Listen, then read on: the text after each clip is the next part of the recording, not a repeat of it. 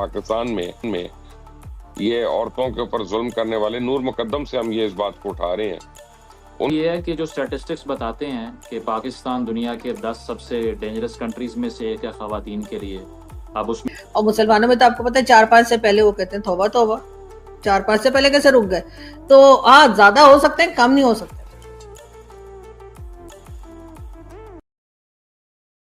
अब इसमें यह है कि जो स्टैटिस्टिक्स बताते हैं कि पाकिस्तान दुनिया के 10 सबसे डेंजरस कंट्रीज में से एक है ख़वातीन के लिए। अब उसमें जेंडर वायलेंस भी बहुत ज़्यादा है, इसमें सब्जुगेशन भी बहुत है। अभी रिसेंटली जो वर्ल्ड इकोनॉमिक फोरम के ताल्लुक से जो रिपोर्ट आती है ग्लोबल जेंडर गैप इंडेक्स की, उसमें भी पाकिस्तान लास्ट पर आया 148 कंट्रीज़ की फहरिस्त में, जिसमें हम इक्विटेबल रिसोर्सेज ख़वातीन को प्रोवाइड नहीं करते। अगर वो मर्द जितना काम करें तो उनको 30% लेस पे किया जाता है as compare to a man. साथ उनके लिए एम्प्लॉयमेंट और जो एजुकेशनल अपॉर्चुनिटीज़ हैं वो भी मर्दों से कम हैं। तो इससे आइडिया ये होता है कि पहले तो ये डिबेट हमें ख़त्म करनी पड़ेगी कि कोई मसला है ही नहीं, क्योंकि सबसे पहला इंप्रेशन तो यही होता है जब आप ख़वातीन के मसाइल पे बात करें तो लोग कहते हैं नहीं, कहाँ है ये मसाइल, हमने तो नहीं देखे, हमें तो नज़र नहीं आता कि कहाँ ख़वातीन पर जुल्म होता है।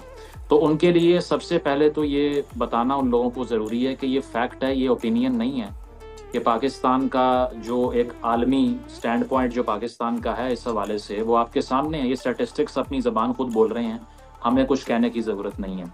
जहाँ तक वायलेंस के केसेस की बात है, 2015 में unfortunately we were the country जो कि पूरी दुनिया में सबसे ज़्यादा ऑनर किलिंग्स जहाँ पर हुई 1000 के करीब एक साल में, अब आकर वो 400 से 500 के दरमियान रिपोर्ट हो रही हैं। तो मसला जो है ना वो रूल ऑफ लॉ का भी है, वो कन्विक्शन रेट्स लो होने का भी है, वो पाकिस्तान की अदालती निज़ाम की जो सुस्त रवि है उसका भी मसला है। अब उसका इशू ये है कि जेंडर सेंसिटाइजेशन नहीं है। अदलिया की हम बात कर लें, वकला की हम बात कर लें, अगर कोई खातून अपना केस लेकर जाती है तो पहले तो आगे जो शख्स बैठा होता है वो सीरियस ही नहीं लेता उसको, या तो वो तमस्कर उड़ा रहा होता है या वो कहता है आप सुलह कर लें, इसमें क्या है।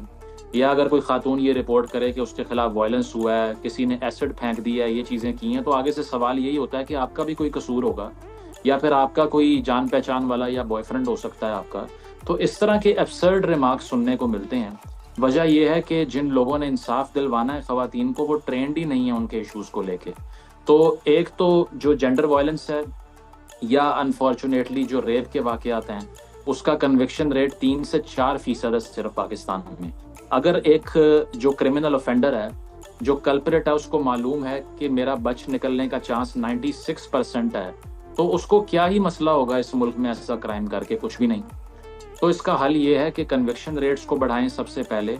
दूसरी चीज़ ये है कि आपको करिकुलम में भी चेंजेस करने पड़ेंगे। बचपन से आप जो बच्चों को पढ़ाते हैं ना, वो यही है कि खातून सिर्फ सब्जुगेट होने के लिए पैदा हुई है, और आप उसे जो भी कहें उसका काम ये है कि आगे से सरेंडर कर दे।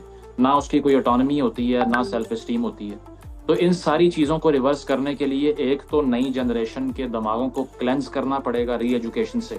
और जो करंट जनरेशन हैं उसमें क्या है कि उसमें मरियम साहिबा ने भी काफ़ी दावे किए थे जब वो सीएम बनी थी, या और बहुत से लोग ये बातें तो कर रहे थे इंसाफ मिलेगा, लेकिन कन्विक्शन रेट्स को बढ़ाना पड़ेगा। मैं तो कहता हूँ स्पेशल जेंडर कोर्ट्स बनाई जाएं जहाँ ख़वातीन से मुतल्लिक जो मसाइल हैं उनको स्पीडी जस्टिस के ज़रिए अंजाम तक पहुँचाया जाए। और जैस्मीन साहिबा के साथ जो हुआ है, आई condemn that and I hope that she is served with justice.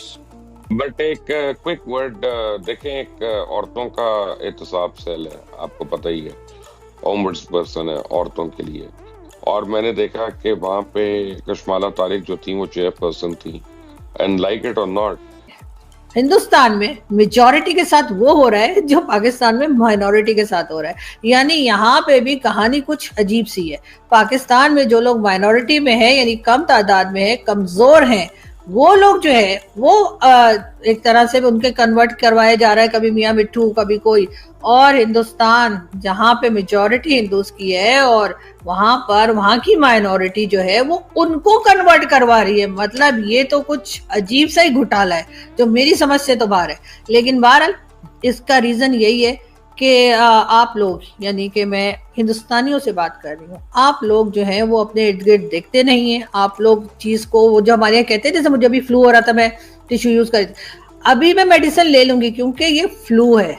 अगर मैंने मेडिसिन ना ली या मैंने एहतियात ना की यानी मैं एसी ना बंद किया, फैन थोड़ा स्लो चलाने की तरफ नहीं गई तो मुझे टेम्परेचर हो जाएगा, और अगर मुझे टेम्परेचर हो गया तो आप लोगों को अच्छा नहीं लगेगा। नहीं, ये बात मैं इसलिए कर रही हूँ कि अभी ये जो बाबा जी पकड़े गए ना, इनको भी आप समझें कि फ्लू हुआ है, ये फ्लू है बाबा जी। लेकिन अगर अभी आप लोगों ने इस सारे इशू के ऊपर काम ना किया, मेडिसिन ना ली, तो यही बाबा जी कल आपके लिए टेम्परेचर बन जाएंगे और फिर आप लोगों को अच्छा नहीं लगेगा। बहरहाल यहाँ से मैं चलती हूँ, आपसे मुलाकात होगी नेक्स्ट वीडियो में, जल्दी मिलेंगे। Thank you.